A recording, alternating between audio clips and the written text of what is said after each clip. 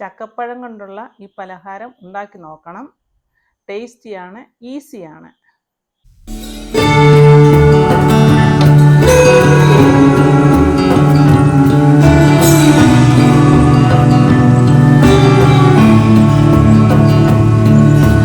മോൾജീസ് ചാനലിലേക്ക് എല്ലാവർക്കും സ്വാഗതം. പഴുത്ത ചക്കച്ചുള കൊണ്ട് ഉണ്ടാക്കാവുന്ന ഒരടിപൊളി ഈവനിങ് സ്നാക്കാണ് ഇന്ന് ഷെയർ ചെയ്യുന്നത്. ഇതുണ്ടാക്കാനായി നല്ല വരിക്കച്ചക്കയുടെ ചുള വേണം. പഴുത്ത ചക്കച്ചുള തനിയെ കഴിക്കാൻ വളരെ നല്ലതാണ്. എന്നാൽ വെറൈറ്റി ആഗ്രഹിക്കുന്നവർക്ക് നല്ല രുചികരമായ ഒരു വെറൈറ്റി പലഹാരമാണ് തയ്യാറാക്കുന്നത്. അതിനായിട്ട് ആദ്യം ചക്കച്ചുള റെഡിയാക്കി വെക്കണം. ഈ പലഹാരം ഉണ്ടാക്കാനായി ചുളയുടെ ഒരു വശമാണ് കട്ട് ചെയ്യുന്നത്. അതായത് ചക്കക്കുരുവും ചക്കച്ചുളയും തമ്മിൽ ചേർന്നിരിക്കുന്ന ഭാഗം. മറ്റേ അറ്റം കട്ട് ചെയ്യേണ്ട ആവശ്യമില്ല. അങ്ങനെ ആദ്യം ആവശ്യത്തിനുള്ള ചക്കച്ചുള കുരു കളഞ്ഞ് കട്ട് ചെയ്ത് മാറ്റി വെക്കുക.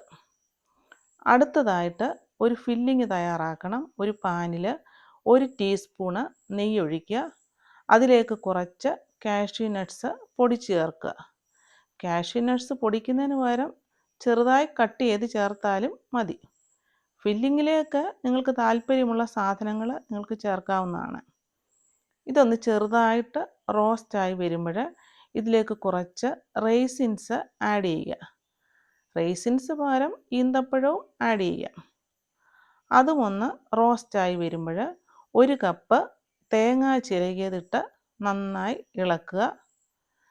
തേങ്ങ ചെറുതായിട്ടൊന്ന് റോസ്റ്റ് ചെയ്ത് വന്നാൽ മതി. അതുപോലെ മധുരം ആവശ്യമുള്ളവർക്ക് 1 സ്പൂണ് ഷുഗർ ആഡ് ചെയ്യാം. അത് ഓപ്ഷനിലാണ്. നന്നായി ഇളക്കിയിട്ട് ഫ്ലെയിം ഓഫാക്കുക. ഫ്ലെയിം ഓഫാക്കിയ ശേഷം ഇതിലേക്ക് 1/4 ടീസ്പൂണ് പൊടിച്ച ഏലക്കാപ്പൊടി കൂടെ ചേർത്ത് നന്നായി ഇളക്കി മാറ്റി വെക്കുക. ഇനിയും ഒരു ബാറ്റർ തയ്യാറാക്കണം. അതിനായിട്ട് ഒരു ബൗളിലേക്ക് 1 കപ്പ് അരിപ്പൊടിയും 1 സ്പൂൺ ഗോതമ്പ് പൊടിയോ മൈദയോ ചേർക്കാം. ആവശ്യത്തിന് ഉപ്പ്, അതുപോലെ കളറിനായിട്ട് ലേശം മഞ്ഞൾപ്പൊടി എന്നിവ ചേർത്ത് നന്നായി മിക്സ് ചെയ്യുക. എന്നിട്ട് ഇത് കലക്കാൻ ആവശ്യമായ വെള്ളവും കൂടെ ചേർക്കുക. ഏത്തയ്ക്ക ഒക്കെ അപ്പം ഉണ്ടാക്കുമ്പോൾ നമ്മൾ പൊരിക്കാൻ എടുക്കുന്ന മാവ് പോലെ നന്നായി കലക്കിയെടുക്കുക. ഒത്തിരി കട്ടിയുമാകരുത്, ലൂസുമാകരുത്. നന്നായി മിക്സ് ചെയ്യുക. എന്നിട്ട് ഇതിലേക്ക് ജീരകമോ അല്ലെങ്കിൽ എള്ളോ ഒക്കെ ഈ സമയം ചേർക്കാവുന്നതാണ്.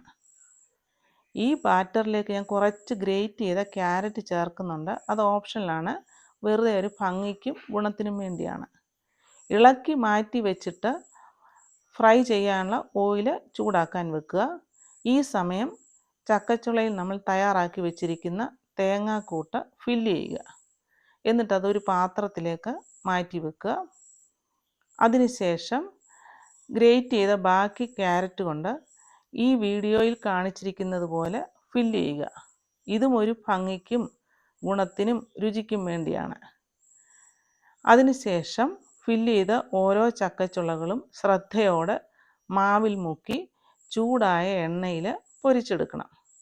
ചക്കച്ചുള വിടർന്നു പോകത്തില്ല. മാവൊക്കെ നല്ലതായിട്ട് അതിൽ പറ്റിയിട്ടുണ്ട്. തിരിച്ചും മറിച്ചും ഇടുക. നന്നായി മുരിഞ്ഞു കഴിയുമ്പോൾ എണ്ണയിൽ നിന്നും കോരിയെടുക്കണം. വളരെ രുചികരമായ ഈ 4 മണി പലഹാരം നിങ്ങൾക്കും തയ്യാറാക്കാം. എന്തുകൊണ്ടും ബേക്കറികളിൽ നിന്ന് ലഭിക്കുന്ന സ്നാക്കിനേക്കാൾ രുചികരവും ഗുണകരവുമായ സ്നാക്ക് ചക്ക ലഭ്യമാകുന്ന സമയങ്ങളിൽ നിങ്ങളും ഉണ്ടാക്കി നോക്കുക. ചക്കയും തേങ്ങയും എല്ലാം കൂടി ഒന്നിച്ച് കഴിക്കുമ്പോൾ നല്ലൊരു രുചിയാണ്.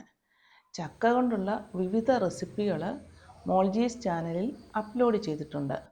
സൗകര്യപൂർവ്വം നിങ്ങൾക്ക് ചാനലിൽ നിന്നും കാണാവുന്നതാണ്. ഈ വീഡിയോ നിങ്ങൾക്ക് ഇഷ്ടമായെങ്കിൽ ലൈക്ക് ചെയ്യുക, ഷെയർ ചെയ്യുക, കമൻറ്റ് ചെയ്യുക. സബ്സ്ക്രൈബ് ചെയ്ത് സപ്പോർട്ട് ചെയ്യുമല്ലോ. അടുത്ത ഒരു നല്ല റെസിപ്പിയുമായി കാണുന്നത് വരെ ഹാവ് എ നൈസ് ടൈം.